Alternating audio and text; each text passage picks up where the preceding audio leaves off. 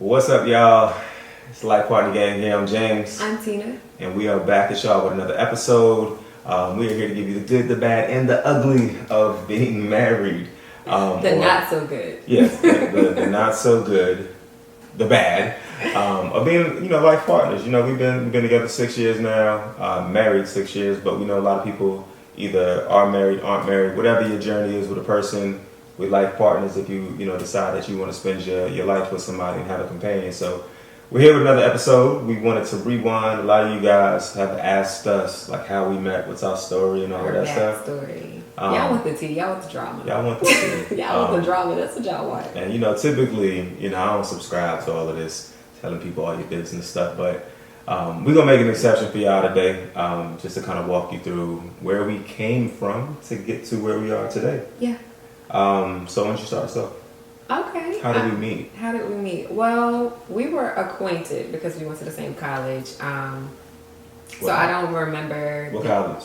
Went to the real GSU. The real GSU. Georgia State University in Atlanta, Georgia. Yeah. So I don't remember like the first day we met. I just remember knowing you from being around campus. Yeah. And then what was it, 2008? Or no, was it 2007? Because you had graduated. So what year did you graduate? 7. So that fall, I was coming back to school because he was a year ahead of me. And we ended up talking on Facebook Messenger just like over the summer. And somehow he ended up picking me up from the airport when I got back to Atlanta. Yeah. I don't know how that happened. I don't even know how that conversation got to where it was, but he picked me up from the airport and took me because I had got a new apartment, and it went from him picking me up to the airport to him helping me set up my new bed. The biggest finesse job ever. Like I didn't sign up for any. I don't know how any of this stuff happened. Like it was. To later taking my braids out. Yeah, like there and was. I think this was all before we had like our official first date. Yeah, we definitely had not been on a date at this point, and I'm doing real boyfriend stuff. So the ride was one thing, but I don't. I mean, I didn't even hold a gun to your head to make you come back, so you clearly enjoyed my company. I know. I don't know why. Cause I was a bit of a jerk back then, so I don't know why I kept coming back for more. Maybe I'm a glutton for punishment. Whatever. So yeah, we were around each other. You came back from ROTC, got the apartment. I helped you get set up. She used to, she would be back in ROTC. She like came back 10 shades darker than she is right now. So, and then she had these just crusty braids in her head, and I do remember why I was willing to help take the joints out, because like if we was gonna go on a date, you wasn't going on no date with me with them old braids in your head. So I definitely had to help, get you in a better place there. Thank God the braids are gone, long gone. So yeah, but even still to that, you know what I mean? Like I didn't go with her to pick out the bed. She got a bed from like IKEA or something. And IKEA, they bring you a million pieces and one page of instructions with 2 pictures on it, and you don't know what to do. So she come back with this super low bed with pieces everywhere. That's when like platform beds were like I guess the new thing. Yeah. But I didn't know how to put it together. No, she didn't. So I come over and there's stuff everywhere, all over the floor. So I'm like, all right, let me take care of this. So put the bed together first, and then took the braids out after that. And then he put the bed together because he wanted to get in it. He ain't low. I mean, I wasn't even thinking about that back then. I was a stand-up guy trying to change my life. You know what I mean? So I wouldn't think about that. Maybe it was 2008 though. I think we are a year ahead. It was 2008. It was 8 because I graduated in December 07. Okay, so yeah, it was 2008. Yeah, so this was summer going into fall. August 2008 was when all of this started. Exactly. So then after that, we had hung out a little bit, so I decided to ask on a date. And we went to Atlanta Fish Market. Yep. Yeah, Atlanta Fish Market. It's back when I had my little hoopty, so I went and picked her up. And I remember this. I remember what I had on that day too. I had on this Sean John shirt, this yellow the striped yellow and blue Sean John shirt. So I picked her up and I went to go get her and I did not open up her door. You didn't even get out the car. I didn't get out the car You to just open pulled up the up. door. I pulled up. I'm like, yo, I'm in the hoopty. Like, I ain't, I wasn't thinking about that. But she was like, yeah, I'm not getting in that until you come open this door. I don't care what you pull up here. You not just gonna pull up and be like, yo, get in. Who do you think I am? Right. So she corrected me real quick. So I got a better understanding of who I was dealing with in that moment. So we ended up going to Atlanta Fish Market. Had a good time. I can't say I remember what I ordered. I have no idea. I feel like we had some kind of brownie ice cream situation for dessert, though. That's probably true. This is back when, we was eating everything. Yeah. When you was eating, I still eat everything. Yeah, when I was eating he everything was still too. eating everything. I can't remember what I ordered, but I do remember we had like a nice dinner and a nice conversation. Nice enough that we didn't end the night after dinner. Pause. Right. I didn't get no draws, if that's what you're thinking. I definitely didn't get no draws. We went out. Yeah. We went out. We met up with some of my friends at the time. I think they was down on was it Peter like Street? 225 or something? Yeah, I think it was on Peter Street. So we went. Dang, 225's closed now, huh? Yeah, it is. I think so. It's been a long time. Mm-hmm. Yeah, so we went to Peter Street, got up with some people, had a couple of drinks, had a good night, and then took you back to the crib. Yeah. Again, I ain't get no drugs, I ain't try. It was just cool. Like, we had a good time.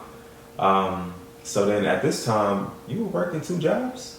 Yes. I was working at the Limited 2 and at Guess. Yeah, so she was a hustler back when I met her. She's been like through these ebbs and flows where she's a hustler, then she gets lazy, and then now she's back in the hustler. You don't get to call me lazy. So she's back being a hustler again. How she was when I met her way back then. So somehow, I don't know how, but somehow, because she didn't have a car. This is why I picked her up from the airport in the beginning, but she never had a car.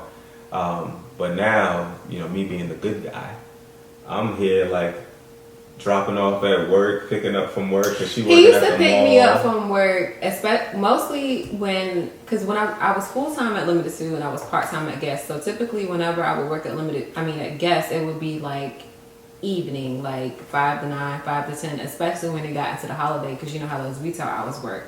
So he was a good guy. He would pick me up from work, so I'm not riding the train home that late, which in hindsight, I really appreciate it, because Atlanta be crazy. Atlanta did be crazy.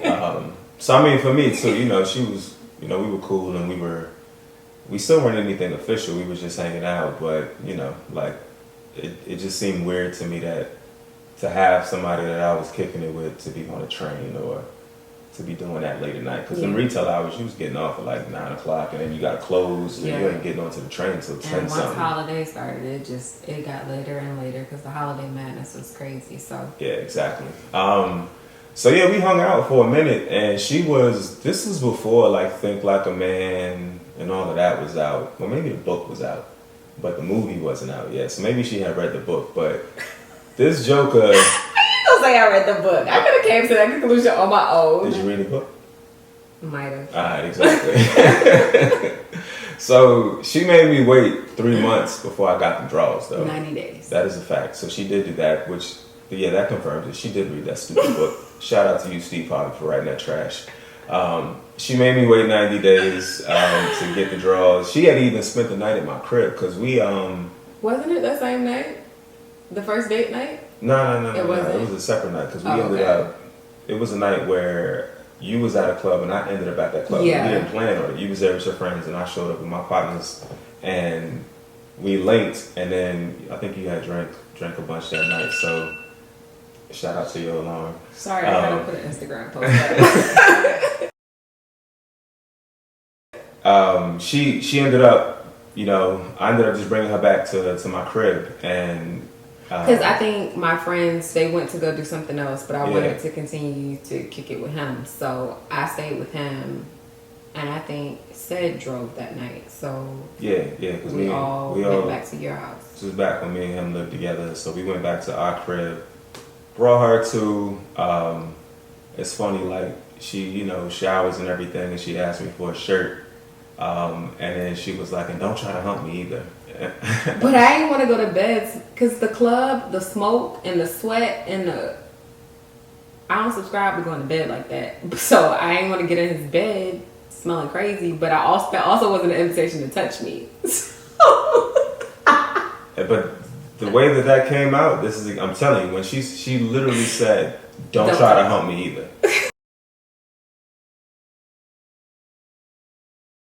You said don't try to hump me. You said don't touch me. Don't try to hump me. This is what you used to say back then. So, and I had no intentions of it. Like, I've never been that dude that's gonna, try to force myself on something. I just ain't never had to do that. You know what I'm saying? So, she wasn't trying to like break her 90 days, and I wasn't trying to force the issue. So, I didn't try to hump her. She went to sleep, woke up, took her home in the morning, and all was good. But after the 90 days, though, I did get the draws.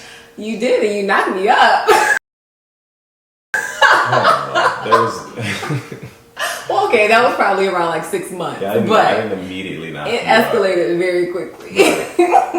Right. But we gonna get into that story too. So yeah. So Tina ends up getting pregnant. Now, mind you, she gets pregnant, and we're still in this world where, we still trying to figure out us. We weren't even like a thing. Nah, we weren't a thing. And honestly and truthfully, back then too, the Tina you see today is an evolved and a changed person.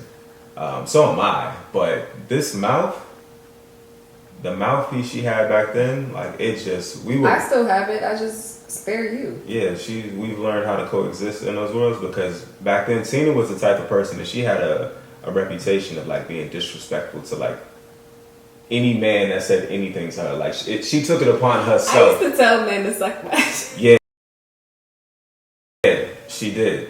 And meant it. She would SMD it all the time, like, period. One of your homeboys don't like me because I told him. Yeah. Before we were a thing, I like let him have it. Like, when we was in college, and to this day, he probably still don't like me. She was wild disrespectful back then, but she's grown a lot. But we was just butting heads, and I would be like, yo, like, I don't know if this is ever gonna work, because she would be saying stuff like, we'll get into an argument at her place, and then she just talking, and she putting on, because she had a roommate back then too. So she trying to be extra loud so her roommate can hear her saying what she's saying, and I'm like, yo, like, let me get up out of here before I say something crazy to this girl. So, in the midst of all of that going down, like, she ends up getting pregnant, and like, the crazy part is, she didn't tell me she was pregnant. I had picked you up from work one night, and like, I was always cognizant of anybody I dealt with, of their cycle. And like, knowing. Well, I didn't know, but I also wasn't really like, for whatever reason, it had like escaped me that I was late. Somehow it escaped her, ladies and gentlemen, but it did not escape me. For real. And it wasn't even like an intentional thing. I was still working 2 jobs at the time, so, and it just, and I was on birth control, so it really wasn't like, I wasn't like freaking out. And then he was like, aren't you supposed to be, did your period come? And I was like, no, it didn't. Oh shit. No. You weren't no shitting. I wasn't? No, she was like, nah, it didn't come. So I picked her up. I picked her up from work. We having this conversation in the car. I'm driving her home. And I'm asking her these questions, and she's like super calm about it. And basically just trying to kick it like, oh, it's just late. It's nothing. And I'm like, nah, bro. Like, this doesn't even sit well. I'm like, have you taken a test yet? And you're like, no. I have been, but my cycle has been a thing. Like, it's been early before, it's been late before. It's like, it doesn't always mean that the world is on fire, but that time it did. It doesn't. But it definitely did that time. So we're like probably 2-3 minutes from her crib at this point. I bust a Yui, because I'm like, I'm not dropping you off at the crib and not knowing the status of what's going on right now, because I don't have any kids. Like, this is going to be life changing if she is pregnant. So I bust a U-turn, and I hit like North Avenue, and we go to that Walgreens that was on North Avenue, down the street from the dorms we used to live in. Yeah.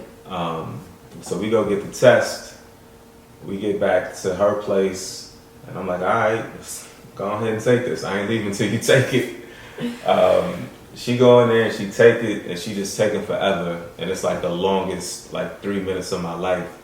And she come out and she's like, it says she's pregnant, and I'm like, what? So then she goes and takes the other one. It's 2 in the box. She takes the other one. That one says she's pregnant, and I'm like, yo, like, I don't even know what to say at this moment because I don't think you said anything actually. I was just like, this. You didn't say can't anything be. for like a week, to be honest. Nah, I didn't say a lot, but we talked that night. And at some point, you know, you start crying or whatever. And I'm just thinking about like my immediate thoughts are because she was on birth control back then, and I'm like, yo, is she taking birth control? Is she trying to trap me? Like, I'm thinking all of these different things at the same time. And I ain't even trying to be funny, but like trap him back then. I ain't have none. Trap you today, yeah, you can assume that. But trap you in 2000. I had more money than you back then too, though. We were still broke and struggling, so trap who? But go ahead. I was an outstanding guy. You saw the potential, so it's like, let me trap this potential before it blow up, so I can get in there early. 18 years. Ego. 18 The years. ego. So yeah, she was pregnant, and you know, for me, like we never had a conversation about like an abortion or anything like that. You know what I mean? Because I always was of the mindset like it's your body, and you know, although you know you was on birth control, and a lot of guys would be pissed off about the fact that you being on birth control and still getting pregnant. I looked at it like whatever you wanted to do, I was gonna support it. Yeah. You know what I mean? Like it wasn't. I don't feel like it was my place. And my Once he position came to out of tell you. shock, he was fine. But I mean, it was a life-altering thing, so Yeah. 'Cause shock is expected. how old were we then? It was I what? was 22. So I was 23. Yes, and when we had him, we were what, 24 and 23. So that was our oldest poo. But it was weird because we weren't in a relationship, like a full blown relationship. We was in like a situationship, and now we pregnant. I hadn't met her family. She hadn't met my family. So I had met your parents. well, yeah, you had met. I had met your parents at Christmas prior Yes, you met my parents. because they had came in town. I hadn't met your family at all at this point. So now we got to go back and basically say like, yo, we having a baby. And I do remember the one thing that I did say. I was such an asshole back then too. I was like, yo, don't think because you pregnant that we getting married, because I ain't about to just get married because you because you pregnant now. If y'all could hear the way he talks about marriage while we were like almost dating, you would never believe that we are like married right now. 'Cause Yeah. I even remember at one point when we finally did start it, like become official, he was like, I'd rather date somebody for like 10 years than to just be married to be on your time clock. Ninja, who? I mean, that was What? facts though. Like I never subscribed to a woman saying that she needed to be married by this date and age and blah blah blah. You happened to date me for 10 years. I almost did. Lie again. I got close. I got halfway there. I mean, so I'm trying to talk flying to people like you ain't go for half that time. Because if we would have tried to have gotten married back then, we would have been divorced 10 times over. By the time the baby was 1, Yes. it was a mess. There was no way that was gonna happen. So yeah, we had a baby, November 2009. yeah, Little James was born, and it was in the midst of us still getting to know each other and still getting to know ourselves as adults, because you know, college adult and then adult are not the same thing. Like college is like that happy medium where you can literally survive being broke and still making your ends meet and still having the time of your life, and then you have to throw yourself into having to not only provide for yourself but to provide for a tiny human that depends on you for everything. I think at the time I might have been making like $11 an hour, probably less than that. Yeah, we didn't have no money back then, so it was a mess. we were trying to figure out like life as independent adults, and then we had a little baby boy who's now in this world too. So, and then our relationship was still full of drama because we were still both very immature. You know, like I wasn't in a place where I really wanted to settle down, and I think when it was hard for us to get on the same page because when you were ready to chill, I wasn't. And then the flip side, when I was ready to chill, you wasn't. It was always like, we were never on the same page about that. And, you know, we lived in Atlanta, and for those of you who don't, or who've never lived in Atlanta, like especially as a male, there's a lot of trouble to get into in Atlanta. And I was getting into it. And I just think we were just so young with a brand new, like life-changing situation on our hand. It was tough to really get our shit together. It was. So we did the back and forth for what, 4 years? Yeah, and I mean through that it was living together, not living together. We just gonna be co-parents. We just gonna be friends. So and we did like a shacking up situation where we gonna do this, but even through living together, it was still just not a point where we could both just be on the same page in terms of commitment and being together, and you know, both parties being happy. So, what was it, 2013? Yeah, 13 was when... Well, 2012. End of 2012, the lease was coming that the lease was going to be up, so we just decided that we just going to co-parent. Yeah. I moved into a different apartment. Well, we both moved into different apartments. You stayed in that same complex, though. Yeah, I moved into a different spot in that complex. You moved up to Marietta. Yeah, and we had just decided that it was just best for us to be apart because it was just not working. And we didn't want to continue to like fight and argue and stuff in front of little James because he was getting older and he would be able to start actually like pay attention to like the things that we were saying and doing in front of him, and we just did not want to continue to do that. So we were living apart, and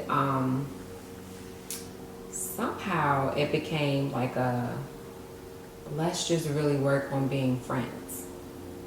Yeah, because we hadn't prioritized it. And that was the thing. Like, when we started off, it was just friendship. Yeah. You know what I mean? Like, we had known each other at school. We was always cool. There was nothing, there was really no sort of like relationship in school out of just being platonic friends. Yeah. And then post that, we were still friends, and we kind of built ourselves up into the dating thing.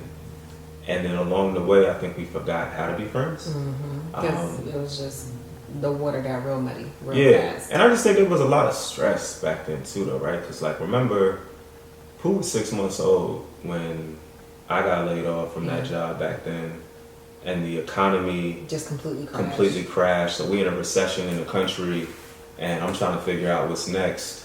You know what I mean? And trying to make sure my son is good and she's good, and it was a lot. And it was a very difficult time for you. Yeah, so it was a difficult time for everybody, but I can imagine just in hindsight like how that made you feel as a man. Because I did still have a job at that time. Yeah. And it was just, and it was tough, you know what I mean? So I think trying to navigate that, and most people at that age, you get to navigate life by yourself. You don't have another life dependent on you. And then even when we weren't together, like I've always, you know, felt an obligation to make sure like you were good too. You know what I mean? So like he did. He bought my car. Yeah, I bought your first. Well, shit, I bought all your cars with the exception of one of them. Even married, I'm still buying your ass cars. But you know, always trying to make sure she was good and she could get to where she needed to get to, or she had what she needed. Like she crashed, she got hit and totaled one of the cars. So I'm letting her take my car to work, and I'm on MARTA and like walk into her job, like so that we can go get little James when she gets off from daycare. You know what I mean? So we always did those things. We were still connected even when we were trying to figure out our drama-filled stuff. Yeah, so But, 2013, yeah, we were living apart, just trying to focus on being co-parents and just good humans to each other. And that's how we spent the first half of the year. And then in August, your friend was getting married. yeah. Friend was getting married. One of my homies. Shout out to my partner Cedric. He was getting married, and he asked me to be one of the groomsmen, and he wanted our son to be the ring bearer. Mm-hmm. So we're going to his wedding, and it wasn't even like a thing that he didn't even really like ask me to be his date to the wedding, but it was like, we are all friends. The baby's going to be in the wedding. We're just going to go to the wedding together. Right. But it kind of ended up being like an unofficial, like, I guess, family date. Yeah. So we're at the wedding, and it's funny because we took pictures together at the wedding and everything, but he posted the pictures with him and little James. I posted pictures with me and little James. Or that might have been the first picture we had posted together in a long time, and everybody was like, "Whoa!" Yeah, no, we posted them pictures together because I got some text messages. Everybody was like, "Wait a minute, what? What are y'all doing?" But at that wedding, which is funny because it was literally exactly 1 year before we ended up getting married, I caught the bouquet, and he caught the garter. Yeah. Which is like, if you just think about God's timing and like divine intervention and all of that stuff, like that was all God starting to move on us. Uh-huh. And I caught it with like somebody's auntie, literally like with a mini chokehold around my neck for that garter, and I mean for that bouquet, and I still caught it. If I can find the picture, I'll try to plug it in here, because she really was trying to get me out of here for that bouquet. Right. So we had that, that was a good time. And then soon after, that was also when at the year I got promoted. Yeah, and they asked you to move to Arizona. Yeah, so at the same time I got promoted at my job. We were I was working for a company in Alpharetta, and there was another division they had in Arizona. So they offered me the promotion. I took it, but part of the agreement was that I could just commute back and forth between Arizona and Atlanta. So I got in, was doing the job for a couple of months and was doing it well. But my boss at the time, shout out to my man Ted, we're still friends to this day. He was like, I really want you to move out to Arizona and like just be here full time and not have to do the whole commuting thing. And when he said that, like, I was like contemplating quitting the job, like, because I didn't want to do it. One, Atlanta was my comfort zone. I had been there, we grew up military brats, but she didn't move around as much as I did. So we moved every 3 to 4 years. I had been in Atlanta since 2003 at this time. So this is home to me. Like, I became a man here. Like, everything I know is Atlanta at that time. So I don't want to leave. And he's like, basically positioned me like, yeah, you got to come out here. Like, this is what I want. So I was going to quit. Initially, I came back and I talked to her about it, get her perspective, and asked her, like, would she come if I did go? Because I didn't want to be away from our son and really from her, even though we were still, on the Mind rocks. you, we really hadn't, like, we weren't back together. So it was like, he's asking me would I move, and it's like, wait a minute, what? All right, so I asked her what she thought about coming to Arizona. Like, I still hadn't made my mind up if I was gonna go, but I wanted to at least kind of pick her brain to see what she thought about it. And she hit me with it's the classic woman line too. Well, I'm not going to Arizona as nobody's girlfriend. And I was like, well, first of all, you ain't my girlfriend yet. Second of all, that's all I'm offering, champ. So, like, we had this conversation years ago. You ain't about to force me That's to when get he married. hit me with that I'd rather date somebody for 10 years crap. Like, You ain't just about to asked me to move across the country. So I know I've talked about this on social media that I did move across the country as his girlfriend, but it was a big gamble. was, but I mean, again, look who you was betting on. So Get over yourself. we did not have a good conversation. Like, she wasn't budging and I wasn't budging. I was like, I'm not getting married just so you'll move to Arizona with me. Like, we don't even know if we could be around each other for a week or two right now. So, like, I don't think that's the wise thing to do. He was literally asking me to risk it all. Yeah, risk it all. See what happens. Take a chance, man. So then I actually still wasn't set because we couldn't resolve this. I still wasn't really set on us, even me going. And what ended up convincing me to go was my pops. So my pops was in the military for 21 years. Moving was always a part of what we did. So I asked him, like, I got this job opportunity. I took the promotion, but now they want me to move, and I don't really want to move. So, what should I do? And he was like, you need to go. What you mean? Like, and he just said it like that dry. Like, matter of factly, like, what you mean? You need to go. They gave you this job. You need to go out there and do your thing. Because he always felt like you can be successful anywhere. You shouldn't be stuck in one place. So it was that really convinced me that I shouldn't, skip out on this opportunity.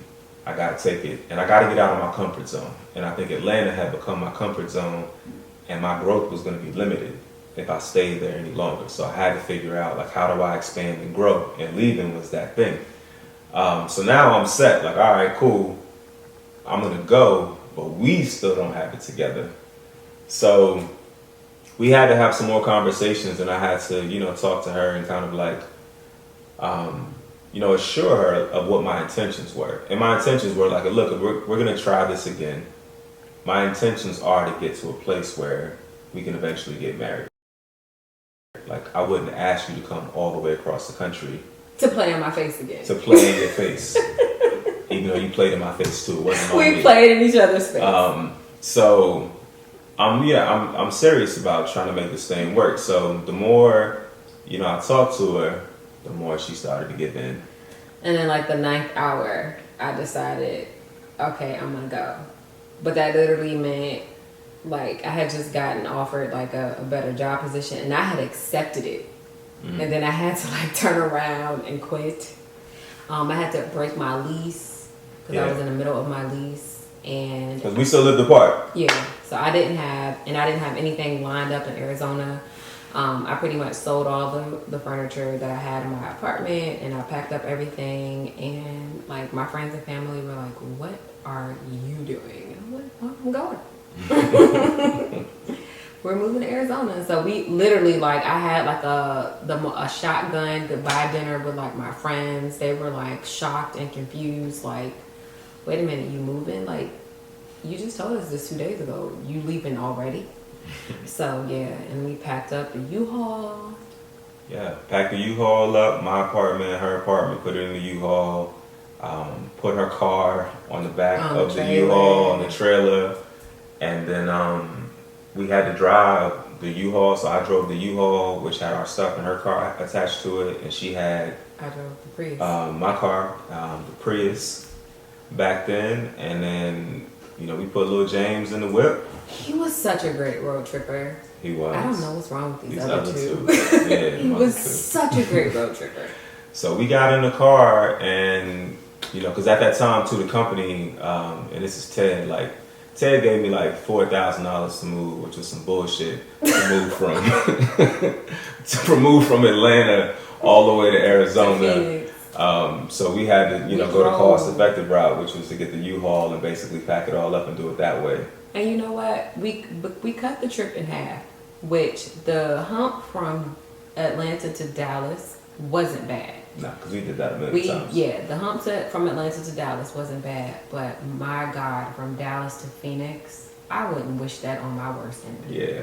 And then, so to back that up, though, the reason we stopped in Dallas was because my parents lived in Dallas at that time. So this is way before we ever moved to Texas, but my parents lived in Dallas. So that was the halfway point. Yeah, so we had to stop and rest. We stopped and rested, and they were gonna, make the rest of the trip with us from Dallas to Arizona. So they did that, but to her point, that was the longest road trip ever. First of all, it takes you like a day just to drive through Texas. Facts. Texas is a country. Yeah. Texas is a country for sure.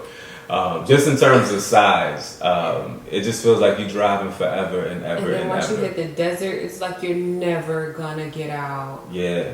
Oh, it was so bad. And I get really bad motion sickness. Most people don't know that. So by the time we hit this second leg of the trip, I had absolutely had it with being in the car. Yeah, so she has motion sickness. My mom is a diabetic, so we gotta stop for her to pee like every 30 minutes. And then my mom, like, she's trying to help drive, but like, if the sun starts to set, she's like, it's dark outside, I can't see anything. So, I'm glad you said it, because man, we should have left her at that was like, we should have left her at the crib or made her piss in a bottle, because she had to pee more than the baby. And I got a terrible bladder, but my mother's bladder is the worst. So we were stopping so much, which was making the drive that much harder. But my parents, they were troopers. They stuck it out with us. And we got to the other side, and I kid you not, we stopped at a gas station when we first got in Phoenix, and I had to puke. That's how done with being in the car I was. I was at the gas station vomiting because my equilibrium and everything was just done. And then when we finally got to our townhouse, I had to just like crash on the floor for a minute to get myself back together because I did not want to be in a car. Yeah. And you guys hadn't even seen the spot. So the place that we were moving into, I have to try to plug a picture. We had a townhouse. It was like a 3-story townhouse. Yeah. But Tina hadn't gotten a chance to see it in person yet. I had found it when I was out there working during the week. So her and our son Pooh, he got to see it. My parents got to see it. It was a great spot. Like coming from where we had been in Atlanta, this was a really dope spot. It's a nice little community. It was clean good and community. quiet. Yeah, it was cool. So it was the start of our new journey and new life together. And then really and truthfully, so we got there because we left Atlanta like the week of my birthday. We did. Because we had a going away birthday party. What was the name of that spot? The Bucket Bottle Bar? Yeah, Bottle Bar. Yeah, so we had the party at Bottle Bar. You got me the Superman cake. We had a good time. It was like the last time to kind of say peace to everybody. Made that trip, and then we got out there, and that was my birthday's in the end of October. We had a good run. Like everything was just different out there. It was just us, and it was probably. Well, not probably. It was the best thing that we could have ever done, for each other, for our family. It literally eliminated all of the outside noise, so we just had to focus on each other. Mm-hmm. Whether or not being together made us happy, and it worked. It did. And she was, Go ahead. She was putting on, man. Go ahead. Like, I don't know who tipped her off, but like I was getting, because she said she quit her job, right? So she wasn't working out there. She was just taking care of little James. So I'm getting breakfast every day before I go to work. She packing my lunch for me. I get home, there's a meal, like dinner on the table. When I tell y'all, family, I ain't got treated like this since we was in Arizona. Man, I'm just telling y'all the truth here. I still love her. But she was putting on to get that ring. And it worked though. I ain't even gonna lie to y'all. It worked because she did that for two months. We get there at the end of October. We get through November. And I start working on getting her ring made the end of November. Like I'm thinking about, talking to my friends, talking to my mom, my dad. I'm like, I think I wanna get married. And they was like, what? Like, everybody's just thinking like, you two couldn't stand each other in Atlanta. Like, y'all couldn't keep it together. They think we're crazy. The definition of insanity is trying the same thing over and over again. Yeah. So they like, what? You serious? Like, I'm like, yeah, I I think I want to get married, man. Like, things are different. And I just would explain it to them, and I'm like, you got to be here to see how things are different. Like, you remove the distractions, you just put us together, and it's us. And it's totally different than it was when we had everybody in our business and all the other stuff in the way. So it's crazy how getting people out of your business really puts you in a better space together. So I started working on the ring. I designed it with this company that I found, and I was like, I'm gonna do it, man. I'm gonna ask her to marry me and see what happens. So, leading up to it, I decided I wanted to propose on New Year's Eve of that year. So me and she was out one time. Me and Pooh shot a video. Pooh had a really bad list back then too. So, like, we had like 100 takes of this video where I was like, I finally got the ring shipped to me from the jeweler. So I have him outside. We had this patio area, and he was out there, and I'm like, all right, I want you to say, "Mommy, will you please marry my daddy, please?" And because he had a lisp, like, he would always go over his words, like they would just jumble together. So he kept saying, like, "Mommy, would you please bury my daddy, please?" Or he finally got it to say, "Mommy, will you please bury my daddy, please?" He held the please because he was just irritated, and I kept asking him to do it over and over again. Mommy, can you bury my daddy, please? Oh, so cute. And that was the best take I could get of him. So even though he didn't say marry, he said bury. He definitely said bury. It was like, yo, so cute, we ain't doing this no more, son. So I appreciate him sticking with me. So the plan was on New Year's Eve we would watch church, our old church home back in Atlanta. We hadn't found a new church. Yeah, so shout out to Berean Christian Church in Lithonia. We were watching Pastor Lee And the cousins. Yeah, and our cousins. So the midnight comes, I post a video on social media and I tag her in it. To me. Yeah. And back then I was social media crazy back then. It just wasn't my job. Yeah. So he tweeted it to me. I tweeted it to her, and then I got down on one knee next to the couch she was sitting on. So when she finally seen the video, she looked up and I had the ring out in front of her, and she started crying. I was done. It totally caught me by surprise. I didn't, because he told me he was going to date me for 10 years. So I actually, a lot of people will say that they, women will say that they saw it coming. I didn't see that coming. Yeah. He got me. Yeah, so she said yeah. And then from there we just went into, like, instead of doing that thing where people be like, all right, we get engaged and we're going to stay engaged for another 5 or 10 years. I was like, yo, let's just get married. So we planned to get married in August, like around Labor Day. And even she was like, you sure you want to do it that soon? And I was like, yeah, like. He was like, why not? What are we waiting for? Like, okay. You up to speed? All right, let's go.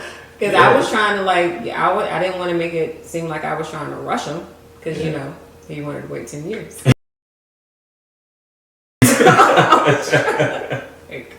Wait, what just changed? But I guess, once that switch flips, it flips. Yeah. So we started planning the wedding and telling friends and inviting friends, which was interesting because we planned a wedding from out of state. Mm-hmm. But we got it done. We got married August 30th of 2014. Back in Atlanta. But pause. In between getting engaged and married, we moved again. We did.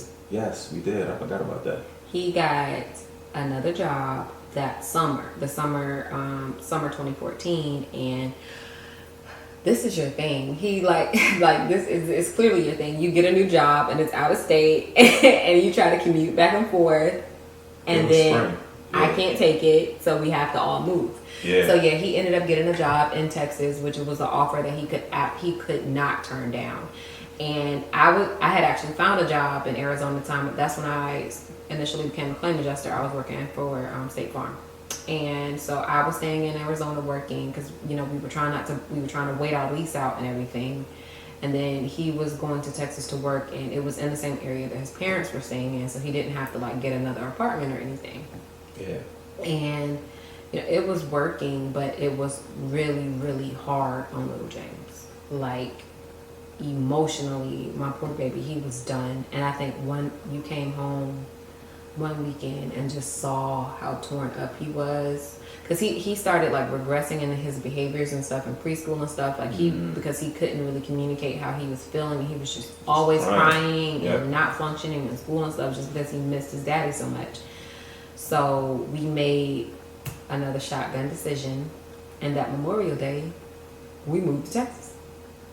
Yeah, because to me it was like it was eating me up to see him, in that space where he was missing me, and then I felt bad leaving you there to handle all of that too. So it was like, man, you know what? Let's quit. I didn't know anybody. We didn't have like any friends there, so it was literally just me and the baby when he was away. So it was hard. Yeah, it was tough. So we only did it for a couple of months. Like, if that. It wasn't even 2. Yeah, it was like 1, and then I was kind of fed up, seeing it and dealing with it. So we just made the decision to get everybody to Texas, broke the lease. The landlord was cool about it, had to pay him a little money, but he could have been a jerk, and he wasn't a jerk about it. So we decided to get to Texas and then just finish planning the wedding. The wedding was going to be in Atlanta. There was still a lot for us to do. There was a lot of drama going on with it. So we persevered through, and actually our original wedding date actually was August 31st. Yeah. We were trying not to do the 30th because that's my parents' anniversary date, so we wanted to have a separate date, but the venue double booked. It double booked, took our money, and then came back and was like, y'all can either have this date or that date. So we ended up going with the 30th, which... We had like t-shirts and stuff with the 31st on it and everything. For years, I was confused about like what day we got married on, because the 31st was the date in our head for so long, and then they changed it at the last minute. So, but, we progressed through that, and we got married. And we can talk to y'all about all the drama leading up to the wedding another time, but... it wasn't drama with us. It was just drama with like wedding planning and family and friends and all of that nonsense. But we got to the wedding, we got married, and we've been here ever since. Mm-hmm. So it was a journey from Atlanta to Arizona to Texas, to Atlanta to get married, and then back to Texas to build the house and all of that. But it was worth it. We had a hell of a first year being married. Yeah, like that wasn't for the faint of heart at all. Like we got married and built a house and got pregnant all within like... We got pregnant on the wedding day. We got pregnant immediately. Yeah. So we got married, we got pregnant, and we started building a house. Like, it went from 0 to 100 real quick. Like, from August 2013 of us, being at that wedding together, but not even like officially being back together, to August 30th, 2014, we are married, and by the end of September, we are confirmed pregnant and confirmed breaking ground on a new house. It was like God showed completely out. Oh yeah, that's big God showed completely out. That's big facts. But I think that's that's what happens. Like when you put your trust and your faith in God, the blessings rain down, right? And we did that, and we opened up all the windows. We stepped out on faith, and we stepped outside of our comfort zones. Like if we would have never left Atlanta, I don't know that we ever would have got married, honestly. We did. I don't think we would have made it either. Yeah, it was such a mess. So I'm thankful that we did it. You were willing to take that risk. Yes, they It did. It paid off. You know what I'm saying? So it was good. Yeah. And I think that's really the biggest learning I have from our kind of story is like, no matter what people say, project about you, or think your situation is or can be, it's not up to them. Yeah, because they're not living it. Nah. Do what makes you, and that I've always been I'd rather ask for forgiveness than ask for permission kind of person. So you got to live the life of what's going to make you happy. Like, there was a lot of people that didn't understand why I opted to move to Arizona with you, but they also didn't have to wake up to you every day. So Yeah, I mean, You make the decisions for the life that you believe is going to make you happy, because at the end of the day, you're the only person that has to live with them. And I mean, the worst thing that can happen is that I would have packed up and moved back, or moved back home to Virginia or something, but I didn't. Yep. So it worked out. So middle finger to what anybody says about what you got going on. It don't really matter. Like, at the end of the day, do what makes you happy. Yep. Trust God and whatever that thing is, and He gonna take care of it. You know what I mean? So everything that is meant to be works out. 100%. So that is our story. There's a lot more. In the I promise beginning. you. That was a wild ride. It was a roller coaster for sure, but I appreciated every part of that journey. I think it helped us It got grow. us to get to where we are. And then all of the wild stuff that has happened since then, like, it prepared us for it. Like, I don't think anybody has endured as much change as we have in the 6 years that we've been married. So we'll have to, I guess, give y'all the continuation of all of that, because we're in California now. Yeah. You know, we like moving. I told him if I really wanted to move this much, one, I would have stayed in the military, or I would have married somebody in the military, sir. Nobody in the military makes the money I do, nor do they get to move to the great places I get to move to. So, if you'd like a soldier, you can go have one. That's great. But, like, I think the moving that we've done has been beneficial to us. It's allowed us to live a very blessed life. It has. So, stop your whining. Welcome to my Caucasian home. So, yeah, appreciate y'all for checking in on this. This is the story of how we met, and how we persevered through everything that happened to the wedding date. to get to the wedding date. It's definitely a journey, but again, trust God, do what makes you happy at the end of the day, and then stick by your partner. Yeah, put each other first. Yeah. Put each other first. Side note, if you're into wedding videos and all of that, and you're watching this on YouTube, or even if you're not, the wedding video is on YouTube. It is. And it's pretty freaking dope. It's dope. She looked amazing. I was the flyest groom You were. ever. He had on a velvet purple blazer. Hold on. It's time for it. Don't leave that part out. It's time for it. He don't pop Molly. All He right, rocks time Tom for Ford. it. Yeah. So now we had a ball that day, but we'll do another pod talking about the craziness leading up to that day. Yeah. And what you can learn. And why you should just not have a wedding party and elope. Yeah. Yeah, we'll do an episode. Yeah, we'll do one on that. So appreciate y'all checking in. Again, I'm James. I am Tina. And we are the Life Partner Gang. Gang. We appreciate y'all. Make sure you like, comment, and subscribe. Oh, facts. We need comments, likes, subscribes, all of that. But we check in again, y'all. Peace.